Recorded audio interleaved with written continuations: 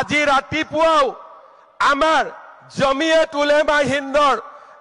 মাদানী সাহাবে মোক ধমকি দিছে কেইদিনমান আগতে অসমলৈ আহি ৰাহুল গান্ধীয়ে মোক ধমকি দিছে মই আজি মাদানী আৰু ৰাহুল গান্ধীক এটাই কথা কব খুজো আপোনালোকে যিমানে মোক ধমকি দিব অসমক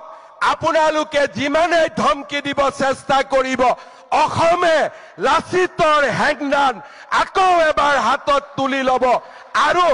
আমি প্ৰমাণ কৰিম যে অসমীয়ায়ো অসমবাসীয়েও ভাৰতীয় লোকসকলে কেনেকৈ জীয়াই থাকিব লাগে আমি তাক জানো আৰু সেই সংগ্ৰামখন আমি আকৌ এবাৰ যুঁজিব খুজিছো আমি জিকিব খুজিছো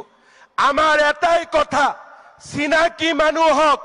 আমি বসুন্ধৰাৰ জৰিয়তে মাতি দিম চিনাকি মানুহক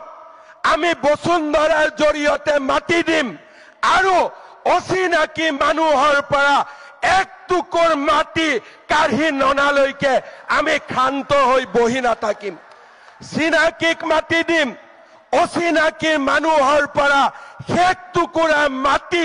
কাঢ়ি নানালৈকেও আমি ক্ষান্ত হৈ বহি নাথাকিম মই ৰাহুল গান্ধী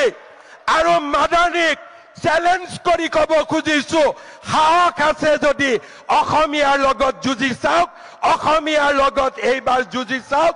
অসমীয়া জাগিছে আৰু এই জাতিটোক আপোনালোকে এতিয়া ধৰি ৰাখিব নোৱাৰে শেষ বিন্দু বুকুৰ তেজ থাকালৈকে আমি যুঁজিম আৰু অকল আমি যুঁজিমেই এনে নহয় আমি জিকিম এই হৈছে আমাৰ সংকল্প